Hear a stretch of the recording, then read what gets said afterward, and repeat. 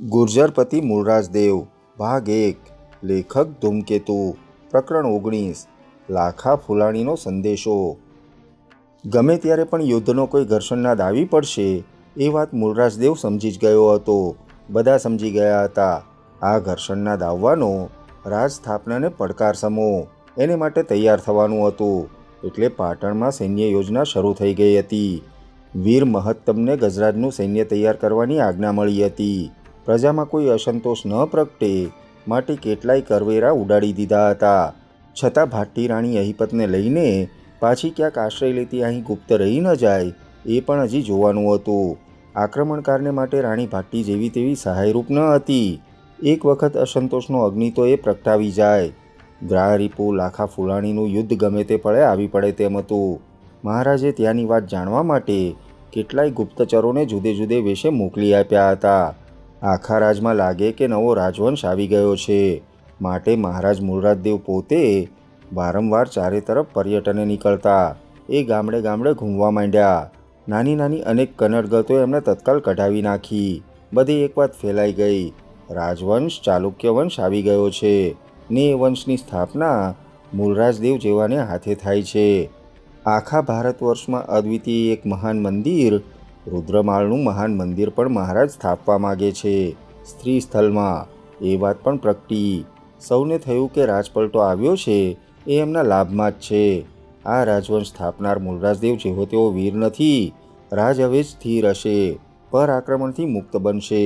આમ ઘર આંગણે લેશ પણ અસંતોષ ન હોય એ જોવાનું હતું। તો લાટપતિ કે માલવપતિ હમણાં આ તરફ ફરકે તેમ નથી એ પણ જોવાનું હતું। અત્યાર સુધીનું પાટણ જુદું હતું। મહારાજ મૂળરાજદેવે સર્જવા ધારેલું પાટણ જુદું હતું।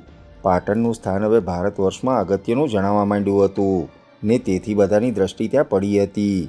એટલે મહારાજે માલવ સાંભર લાટ બધે જ ધ્યાન રાખવાનું હતું। એ બધા હજી પોતપોતાના પ્રશ્નોમાં ગૂંચવાયેલા હતા। હમણાં આ તરફ ફરકે તેમ ન હતા, ફરકી શકે તેમ ન હતા। તે દરમિયાન જ સૌરાષ્ટ્ર કચ્છનો પ્રશ્ન પતી જાય તો પતી જાય, નહીતર તો પછી પેટ પાછળનો ઘા મારવા એ ઊભા જ હોય। એ વખતે રાજપલટો નામશેષ થઈ જાય। સૌરાષ્ટ્ર સવારીની યોજના આગળ વધતી હતી। વીર મહત્તમ હાથીઓ લઈને આવી ગયો હતો। એણે ગજસેના તૈયાર કરવાની હતી। પાટણના નાગરિકો માટે એક નવીન જ દ્રશ્ય હતું। સેંકડો ગજરાજો ત્યાં હંમેશા યુદ્ધ તાલીમ લઈ રહ્યા હતા।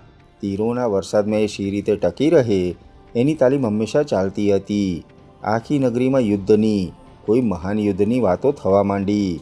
બધાના મનમાં નવો ઉત્સાહ આવ્યો, નવી આશા પ્રગટી, નવી વાત આવતી જણાઈ, નવી વ્યવસ્થા બધાને આકર્ષી રહી। આમ જ્યારે પાટણ નગરીની તૈયારી થતી હતી ત્યારે પેલી તરફ લાખો ફુલાણી આળસુ બેઠો ન હતો, એ સમજતો હતો પાટણમાં ત્વરિત રાજપલટો થઈ ગયાની વાત એને કાને આવી ગઈ હતી। એ જાગ્રત થઈ ગયો। પોતે કે ગ્રાહરીપુ વિચાર પણ કરે તે પહેલાં પાટણમાં મૂળરાજદેવ બેસી ગયો હતો। એનું મન ખારું ધૂધવાળ થઈ ગયું। પોતે તક ગુમાવી હતી। એણે ગંગામહ સોલંકીને નજરબંધ જેમ જ રાજ દરબારમાં રાખ્યો હતો। જો કે ગંગામહને એ વાતની લેશ માત્ર પણ ગંધ ન જાય એની તકેદારી એણે રાખી હતી। એને મન તો મામા દેવ જેવા પરાક્રમી હતા અને વીરોના વીર હતા। એ એનો ભક્ત બની ગયો હતો, પણ એ ક્યાંય ફરકે નહીં, એ ફુલાણી જોતો રહેતો। એણે એને રાખ્યો હતો જેના માટે એનું નામ ચલાવાય અને પાટણ ઉપર આક્રમણ લઈ જવાની એક નવી વાત એ રીતે મૂકી શકાય। પણ ત્યાં તો એક દિવસ અચાનક એણે જાણ્યું કે પાટણમાં તો રાતોરાત રાજપલટો થઈ ગયો છે। તે ઘડીભર સ્તબ્ધ થઈ ગયો। હવે દોડવાનો અર્થ જ ન હતો। એણે ગંગામહ સોલંકીને પોતાનો જ સંદેશો લઈને મોકલવામાં સાર જોયો। ગંગામહના મનમાં મૂળરાજદેવ પ્રત્યે જેવી તેવી ઈર્ષ્યા જગાડી ન શકાય। બીજ સોલંકી પણ અહીં હતો। એણે ત્વરિત પગલું ભર્યું, બીજ સોલંકીને બોલાવ્યો। બીજ ત્યાં આવ્યો। શી વાત હતી એની એને જાણ ન હતી। એનામાં એના ભાઈ રાજની શક્તિ ન હતી કે કોઈ તેજસ્વીતા ન હતી। વળી એ કાણિયો હતો, તેથી હંમેશા લઘુતા ગ્રંથિથી પીડાતો હતો। તે પોતાની જાતને નકામી ગણતા શીખ્યો હતો। એમાં કોઈ એને જરાક જ મહત્ત્વ આપે તો એ પોતાની જાતને કૃતકૃત્ય ગણી લેતો। લાખા ફુલાણીએ બંને કાકા ભત્રીજાના દિલ માપવાનું શરૂ કર્યું। બીજ સોલંકી, જાણો છો કંઈ? પાટણમાં તો ભારે થઈ છે, રાજપલટો થઈ ગયો છે। રાજપલટો થઈ ગયો? ત્યારે તો એમાં અમારો ભત્રીજો ક્યાંક કપાઈ ગયો હોય નહીં? લાખો ફૂલાણી સમજી ગયો. આને મૂળરાજ માટે જેવી તેવી ઈર્ષા ન હતી. એણે તરત જ વાત આગળ ચલાવી. તમારો ભત્રીજો તો લોટકો નીકળ્યો સોલંકી. એણે તો રાજ હાથ કરી લીધું. કેટલા દીએ રહેશે એ તો ભગવાન સોમનાથ જાણે. રાજ હાથ કરી લીધું એણે? હોય નહીં પણ છે, ફૂલાણીએ કહ્યું. તો આપણે કાકા, ગંગામાં ઉતાવળે બોલી ગયો. ત્યાં જઈને એમ ના, ગંગામાં, મારે તને એ જ કહેવાનું હતું. તારું સ્થાન ત્યાં છે. હા, ત્યાં જઈએ. પણ એનું મન કેવું છે એ કેમ ખબર પડે ભાઈ? વખતે આપણને ઈચ્છતો જ ન હોય તો? એનો પણ ઉપાય છે બીજ સોલંકી. તમને ઈચ્છે કે ન ઈચ્છે એ વાત જવા દો, પણ આપણે તમારા માટે ત્યાં રસ્તો કરવો રહ્યો. ન ઈચ્છતો હોય તો એ ભલે એક બાજુ પડ્યો રહે, ઈચ્છતો હોય તો ગંગામોહને એનો ભાગ આપે, તો ઈચ્છાનું પ્રમાણ. પણ આપણે પહેલાં એક વાત જાણવી રહી. શી વાત જાણવાની છે? બીજ સોલંકી બોલ્યો. જુઓ, પાટણમાં રાજપલટો થયો છે, અચાનક થયો છે. સામંત ચાવડાનો ઘાત થઈ ગયો છે. રાજપલટો રાતોરાત થઈ ગયો. અમારી વાત મારી ગઈ, અને આ તમારો ભત્રીજો પાક લણી ગયો. તમારી વાત શી હતી? અમારી વાત તો ચોખ્ખીને ચટ હતી બીજ સોલંકી. રાજ હતું સામંત ચાવડાનું, એ સાચવી શકે તેમ ન હતો. એટલે પાટણની બહારના ધોળે અને રેઢું રાજ ઉચકાવી લે એવી વાત થઈ ગઈ હતી. એના કરતાં જેનો કંઈક હક લાગે, કાંઈક શું ઠીક હક લાગે, એ આ આપણે ગંગામાં ત્યાં ન બેસે. અમારી આ વાત હતી. અમારે વહેલે મોડે ત્યાં જવાનું હતું. વળી રાણી ભાટ્ટી કોણ હતી? એ પણ દૂર અમારા જ વંશવેલાની હતી, એટલે એ પણ અમારી હતી. અહીપતની રખેવાળી વહેલે મોડે અમારી હોત, અને સોરઠનો મારો દોસ્ત પણ એ વખતે સાથે હોત, ને આપણું જ પાટણમાં રાજ હોત. ત્યાં તો આ નાચકણામાં કુદકણા જેવું થઈ પડ્યું, ને વચ્ચે લણી ગયો આ મૂળરાજ. લણી ગયો છે એ તો ઠીક, પણ મહાપાતકી ઠેરો છે. એણે મામાનો ઘાત કર્યો છે. આવા ઘાતકીને રૈયત કોઈ દી રાજા માને ખરી? ન માને. અત્યારે તો ભલે હથિયારના જોરે બધા મૂંગા રહે, પણ એમના મનમાં શું હોય? ભલું હશે તો એ બાળકને પણ અણ્યો હશે. એવા ઘાતકીને કોઈ રાજા માને? રાણી ભાટ્ટી કંઈ અમથી ના ભાગે. એને બીજા પણ રાજા નહીં ગણે, અને ચાવડા સખણા રહેશે. બીજા શું આ જોયા કરશે? એટલે વહેલો મોડો રાજ ખોવાનો જ છે. તમે ત્યાં જાઓ, રંગ જોઈ આવો, વાત મૂકજો. આપણા ગંગામહને કા મૂળરાજ ભાગ આપે, નહીતર તમે વાત જાણીને પાછા આવો. આપણે પછી કેમ કરવું, શું કરવું બધું થઈ પડશે. બીજ સોલંકીને પોતાનું મહત્ત્વ વધતું લાગ્યું. એની લઘુતા ગ્રંથિ કામ કરી ગઈ. ગંગામહને મામાની વાતમાં બીજી ગતાગમ પડી નહીં. એ જુવાન બિન અનુભવી હતો. મૂળરાજ દેવ વિશે ખરી વાત શી છે એની કંઈ એને ખબર ન હતી. એણે મામાને અણ્યો હતો, એટલું જ એ જાણી શક્યો હતો.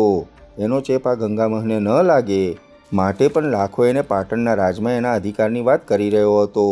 ગંગામહે કહ્યું, મામા, અમે ત્યાં જઈએ. ધારો કે જઈએ, પણ જ્યાં રાજા સામંત ચાવડો રાતોરાત અણાઈ ગયો હશે, ત્યાં વખત છે કાંઈ ને કાંઈ દગો થઈ જાય તો?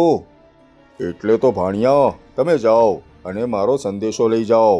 મારા અંગત સંદેશવાહક બનીને જાઓ, તો બીજું કંઈ નહીં. સંદેશવાહકનો ઘાત તો ઘાતકીમાં ઘાતકી પણ કરતો નથી. એવો ઘાત તો મૂળરાજને પણ ભારે પડી જાય. તમામ બીજા રાજ્યો આવી એની સામે ઉઠે, પછી તો રાજરાજ વચ્ચે વ્યવહાર કેમ ચાલે? એટલે તમે સહી સલામત તો પાછા ફરી શકશો. તમે ત્યાં જેટલું જાણી શકાય તેટલું બધું જ જાણી લેજો. અત્યારે તો ચાવડા કુળનો વીર ચાપોદકટ ત્યાં એના સાથમાં છે. એણે મોટો અધિકાર આપ્યો છે. પણ ચાવડા કંઈ રાજ જવા દેશે? વર્ધમાનપુરમાં ધરણીવાળા ચાવડો છે, એ ઊભો નહીં થાય? અને રાણી કંઈ બેઠી રહેશે?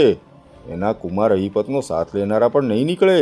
પહેલાં તો આપણે જેને પડકારવાનો છે. પણ એટલે આ સમય છે, એ ત્યાં સ્થિર ન થઈ જાય. તું ત્યાં બેઠો હોય પછી કંઈ વાંધો નહીં. તું હો, બીજ સોલંકી હોય, અહીં અમે હોઈએ. આપણી વાત પાકે પાયે થઈ જાય એવી આ તક છે. ને અત્યારે જે છે, કાલે નહીં હોય. પછી તો એ સ્થિર થઈ જશે. ગંગામહને મામાની વાતનું આકર્ષણ થઈ ગયું. પોતે પાટણપતિ થાય એ જેવી તેવી વાત હતી. મામા બળવાન હતા. મહેચ્છાથી એનું દિલ કૂદી રહ્યું. પાટણપતિ એ કેટલું મોટું પદ હતું એનો એને કંઈ અનુભવ ન હતો. એ તો જેની વાત આકર્ષક લાગે તે તરફ દોડ્યો જાય એવી અવસ્થામાં હતો. ગંગામહ અને બીજ સોલંકી પાટણમાં આવ્યા. તેમણે મૂલરાજદેવને સંદેશો મોકલ્યો. પોતે કચ્છાદીપના સંદેશાવાહક તરીકે આવ્યા હતા. માધવ મંત્રીને કચ્છાદીપ લાખાની વાત હૃદય સોસરવી નીકળી ગઈ. એ તક પકડી લેવા માંગતા હતા. મૂલરાજદેવ સ્થિર થાય તે પહેલાં જેને ઉથલાવી પાડવાની એની આ બાજી હતી. એને ગ્રાહરીપુ એક હતા. વર્ધમાનપુરમાં ધરણીવાળા ચાવડો હતો. એ જોર ઉપર એણે આ રાજમાં ભાગ માગવાની ધૃષ્ટતા કરી હતી. ખંડમાં એમના આવવાની પ્રતીક્ષા કરતો માધવ મંત્રી ત્યાં બેઠો હતો. એનું મન તો કચ્છમાં દોડ્યું હતું. મૂલરાજદેવે બંનેને તત્કાલ જ બોલાવ્યા હતા. એક પ્રદેશપતિ આવો સંદેશો મોકલે એ જ નવી નવાઈની વાત હતી. થોડી વારમાં બીજ અને ગંગામાં બંને ત્યાં આવતા દેખાયા. સોલંકી જરાક મનમાં શરમાતો હોય તેમ લાગતું હતું. પોતે પોતાના જ ભત્રીજાને કચ્છાદીપનો સંદેશો આપવા આવ્યો હતો. એ વાત એના મનમાં રમી રહી લાગી. પણ એ જાણતો હતો સંદેશો મૈત્રીનો હતો અને એમાં અમૈત્રી પણ ભારોભાર ભરી હતી. એટલે સંદેશાની પાછળનું બળ એ જ મુખ્ય વાત હતી. સંદેશાની પાછળ બળ સૈન્યનું હતું. તે આગળ આવ્યો. મૂલરાજદેવ એને જોતા બેઠો થયો. આવો કાકા આવો, અહીં મારી પાસે છેક નજીક આવો. આ સામેના આસન ઉપર બેસો. તમે કેટલે વખતે મળ્યા? તમારી સાથે આ ભાઈ છે એ જ ભાઈ ગંગામાં કાં? પણ તમે મને કહાવ્યું પણ નહીં. કીધું જવાનું છે ત્યારે જ ત્યાં વાત કરીશું. આ જ ગંગામાં. તમે બંને ભાઈઓ તો પહેલી જ વખત મળો છો કાં? ગંગામાં બેટા મહારાજને પગે પડ. એ તારા મોટા ભાઈ છે, પાટણપતિ છે. તારે હવે એની મોટી ઓત છે. ગંગામાં આગળ આવ્યો. તે મહારાજને પગે પડ્યો. મૂળરાજે પોતાના હાથથી જ એને બેઠો કર્યો. સામે બેસાડ્યો. માધવ મંત્રી ઝીણી દ્રષ્ટિથી એને નિહાળી રહ્યો. સુંદર, નાજુક, આકર્ષક જુવાન હતો. પણ માધવે જોયું એનામાં કોઈ તેજ ન હતું. પણ એને થયું કે એટલે જ આ ગંગામાં લાખા ફૂલાણી જેવાના બાથમાં ઘણો ભયંકર થઈ શકે. કોઈની વાતને ઝાલી લેવામાં એનામાં જાણે કુદરતી શક્તિ જણાય. અત્યારે પણ એ બીજ કાકાની દરેક હિલચાલને જોઈને તે પ્રમાણે વર્તી રહ્યો હતો. માધવ એના વિશે જ વિચાર કરી રહ્યો હતો. ગંગામાં પાછો ફરે તો એ પાટણ માટે લટકતી તલવાર થઈ જાય. એનો ગમે તે ઉપયોગ થાય. એને અહીં શી રીતે રાખી લેવો એક કોયડો હતો. કચ્છાદીપે એને આંબા આંબલી બતાવ્યા હોવા જોઈએ. માધવ એના વિશે જ વધુ વિચારમાં પડી ગયો. સંદેશો તો ઠીક, ગંગામાં જ મુખ્ય પ્રશ્ન એને માટે થઈ ગયો. એટલામાં જ બીજ સોલંકી બોલ્યો, મહારાજ અમને મોકલ્યા છે જાણે કચ્છાદીપે. કચ્છાદીપે? માધવનો અવાજ તીખો થઈ ગયો. તે દ્રઢતાથી બોલ્યો, કચ્છાદીપ નહીં બીજ સોલંકી, તમે ભૂલો છો. કચ્છનો પ્રદેશપતિ. એ કચ્છ પાટણનો પ્રદેશ છે એ તમને કહેવાનું ન હોય. તમે તો બીજ સોલંકી અહીંના છો, અહીં શોભો. કચ્છાદીપ ગમે તેમ પણ આપણા પાટણના એક પ્રદેશપતિ છે. એક પ્રદેશપતિને ત્યાં કોઈ મહાજનના કાકા હોય. કચ્છમાં પાટણનો પ્રદેશપતિ છે. મહારાજની એ રાજનીતિ અફર છે. તમને મોકલ્યા છે કચ્છ પ્રદેશપતિએ. સારું, શું વાત છે? માધવનો અવાજ વધારે દ્રઢ થઈ ગયો હતો. વધુ કડક પણ થઈ ગયો હતો. હવે બોલો તો વિચારીને બોલજો. તમે કોઈ સ્વતંત્ર રાજમાંથી આવતા નથી. એ તો તમે મોટા મોટા જાણો ભાઈ, બીજ સોલંકી બોલ્યો. અત્યારે તો એના અન્નજળ અમારા દાંતમાં છે માધવ મંત્રી. અમે એમના સંદેશાવાહક છીએ. અમારી પાસે એમનો સંદેશો છે. તમને આપ્યો એટલે અમારું કામ પૂરું થાય. આ કચ્છપતિની રાજમુદ્રા અને આ એનો સંદેશો તમને આપ્યો. યોગ્ય લાગે તે જવાબ આપો. બીજ સોલંકી એક નાનકડી રૂપેરી નળી મહારાજ સામે ધરી. મૂળરાજે લાંબો હાથ કરીને સંદેશો લીધો. તે વાંચવામાં લીન થઈ ગયો. માધવ મંત્રી એની પ્રતીક્ષા કરી રહ્યો. આ સંદેશો તો ધૃષ્ટ છે માધવ મંત્રી. આમાં તો યુદ્ધનું આહવાન છે. એને યુદ્ધ જોઈએ છે. આપણે પણ અમસ્તા આપવાના તો હતા જ. ત્યાં તો એણે સામેથી માગ્યું. યુદ્ધ માગ્યું છે એણે? કોણે? કચ્છના પ્રદેશપતિએ? કેમ કાંઈ એની ડગલી તો ખસી ગઈ નથી ને? પાટણ સામે પાટણનો પ્રદેશપતિ ઉઠે ને મહારાજે સાખી લેશે એમ? એ એમ માને છે? રાજ શું હવે સામંત ચાવડાનું છે કે અહીંથી કોઈ નહીં ફરકે? શું કહેવાનું છે એને? આ આપણા જ ભાઈ ગંગામહને આપણી સામે મૂકવા માટે એણે જુક્તિ કરી છે. મને તો આમાં એ દેખાય છે. વઢિયારને રણને લગતો બધો જ પ્રદેશ આપણે ગંગામહને આપવો. એ નવી રાજધાની કરશે. પાટણ આપણે રાખવું. તો સામંત ચાવડાનો રાજપલટો એ માન્ય કરે ને નહીં તો માન્ય ન કરે. સૂણતા દીવાના બોલતા ગેલા એવી વાત છે. કાકા, મૂળરાજે બીજ સામે જોયું. આનો તો શો પ્રત્યુત્તર આપવો હોય, આનો કંઈ જવાબ ન હોય. મૂળરાજ દેવે કહ્યું, કચ્છાધીપ પાટણનો પ્રદેશપતિ છે. ઉલાળ પાણા પગ ઉપર કરે છે. તમે કહેજો, આમાં સારી વાત નથી. તમે જ કહેજો, અને આ ગંગામણને તો અમે સાચવી લેશું. પણ અત્યારે તો મહારાજ એ મારી સાથે છે. અમે સંદેશવાહક છીએ. એનો દેહ પવિત્ર છે. તમે એની એક આંગળી અડાડી શકતા નથી. ને અમારે અડાડવી પણ નથી. પણ એ જેટલા એમના સ્વજન છે એના કરતાં વધારે અમારા સ્વજન છે. એમના સંદેશાનો આ પ્રત્યુત્તર છે. શો પ્રત્યુત્તર છે? ગંગામહે કહ્યું. ગંગામહ, કચ્છમાં તો અમારો પ્રદેશપતિ છે લાખો ફૂલાણી. માધવ મંત્રીએ જવાબ વાળ્યો. એ અમને પૂછીને પાણી પીએ. અમારે તેની પાસેથી આજ્ઞા લેવાની ન હોય. આ તો જાણે આજ્ઞા આપવા બેઠો. પણ તમારા કહેવા ન કહેવાથી શું એ તમારા પ્રદેશપતિ થઈ જાય? મામાનું સૈન્ય તમે જોયું નથી. કહેવા ન કહેવાની આમાં વાત નથી, ને સૈન્ય જોવા ન જોવાની પણ વાત નથી. સૈન્ય તો અહીં પણ છે. સામંત ચાવડાનું રાજ સમાપ્ત થયું છે. એ એને ખબર નથી લાગતી. તમે કાલે જોજો ને. મહારાજ મૂળરાજ દેવે અભિનવ વંશ પાટણમાં સ્થાપ્યો છે. ચૌલુક્ય વંશની અહીં સ્થાપના કરી છે. એની રાજધાની પાટણ છે. કચ્છ, સૌરાષ્ટ્ર, આ તરફ લાટ, અર્બુદ બધા પાટણના હતા અને હજી પણ છે. બધા એ જાણે છે. તમે પણ એ જાણી લ્યો. તે હશે. અમને તો સંદેશાનો જવાબ આપો એટલે અમે જઈએ. તો તમને સંદેશાનો જવાબ મળી ગયો. તમે જઈ શકો છો. માધવ મંત્રી ઉતાવળે બોલી ગયો. પણ રહો, થોભો. અમે તમને કાલે કંચન પાસે લખાવીને જ સંદેશો આપીશું. એટલે તમારે મોંએ કંઈ બોલવું જ ન પડે. બીજ સોલંકી, તમારા મોંની વાત વખતે શબ્દફેર થાય, વખતે ન મનાય. હા, એ પણ બરાબર. બીજ બોલ્યો. એને તો અહીં એક દિવસ વધારે મળી જાય તો વધારે જાણવાનું મળે એ વૃત્તિ હતી. એને આ બંનેના ઘર્ષણમાં પોતાને આગળ વધવું હતું. રહી રહીને એને હવે આગળ વધવાનું સૂઝ્યું હતું. માધવે તાળી પાડી. તરત ત્યાં અભય ચાવડો પોતે જ દેખાયો. અભય સેનાપતિ, આ આપણા અતિથિ છે. મહારાજના કાકા છે, સગા કાકા છે. એમના યોગ્ય આતિથ્યની ગોઠવણ કરો. અને મહારાજ, આ ભાઈ ગંગામહને તો હું મારે ઘેર તેડી જાઉં. પિતાજી પણ એમને જોઈને આનંદ પામશે.